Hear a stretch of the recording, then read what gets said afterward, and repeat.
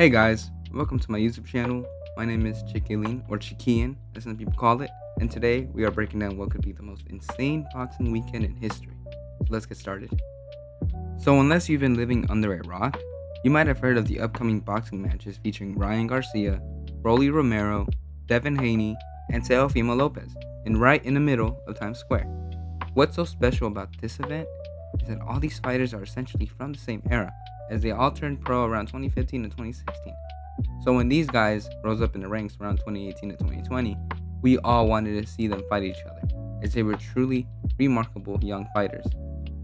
Ryan Garcia has already shared the ring with Tank Davis and Devin Haney, however, which led to a knockout loss to Tank back in 2023, and a now disqualified decision win against Devin Haney, where he hurt and dropped Haney 3 times, in which he came in overweight and tested positive for ostering.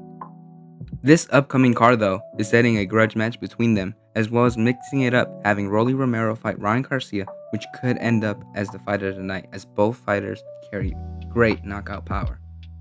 Also, Teofimo Lopez is set to fight who I believe is the dark horse of the 140-pound division, Arnold Barboza Jr., which in all honesty could turn out to be an upset if Teofimo Lopez has been fighting as he has been, with lackluster performances. But the biggest question is, how will Devin Haney look in his return to the ring after such a horrifying night against Ryan Garcia last year? Though he is fighting a much older Jose Ramirez, this could be the last mainstream fight for Jose's career, so Devin must be prepared for anything that Jose will be willing to bring on fight night.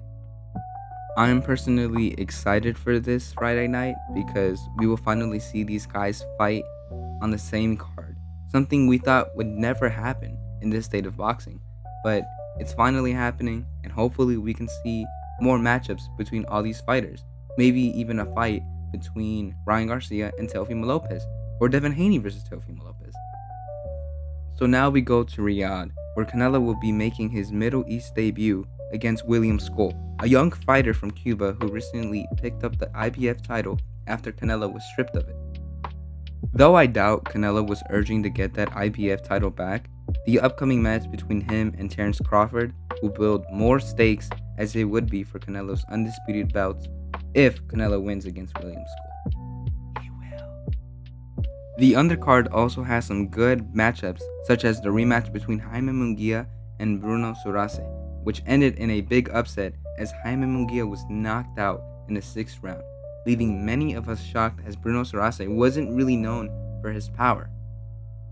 We also see the return of Badu Jack, as well as an interesting matchup between Martin Bakole and Efe Ajagba, as we see how Martin Bakole will look after a knockout loss against Joseph Parker earlier this year.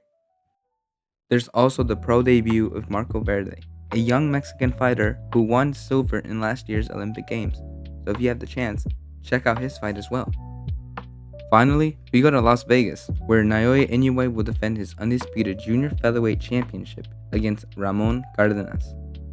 This fight might not be as exciting as it isn't a fight with MJ Akhmadaliev or Junto Nakatani, but it is a tune-up before Inoue fights any of those guys later this year or next year. But it's significant as this will be the first time since 2021 where Inoue returns to the US.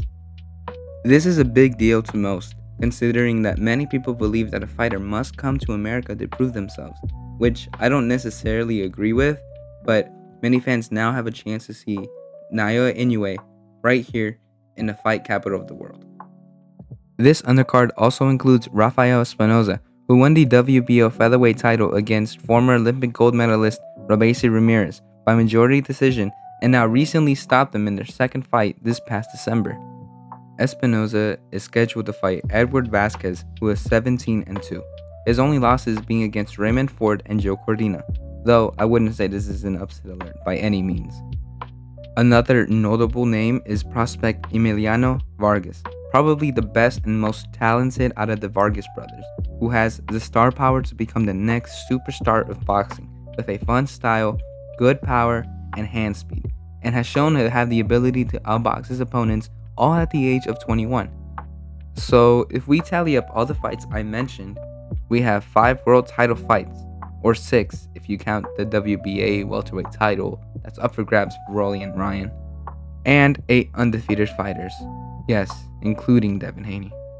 Me personally, I'm super excited for this weekend. I'm gonna be watching all these fights. I'm gonna try to be there for Inoue versus Cardenas, hopefully. But yeah, and that's it for today. One of the biggest boxing weekends ever is right around the corner, and I can't wait to see how it all plays out. So let me know in the comments, which fight are you most excited for? And did I miss any matchups you're hyped about? If you enjoyed the breakdown, don't forget to hit that like button, subscribe for more fight content, and follow me on Twitter at JJJBoxing for live reactions and hot takes all weekend long. I'm Chiquilin, or Chiquilin. Thanks for watching, and I'll catch you in the next one.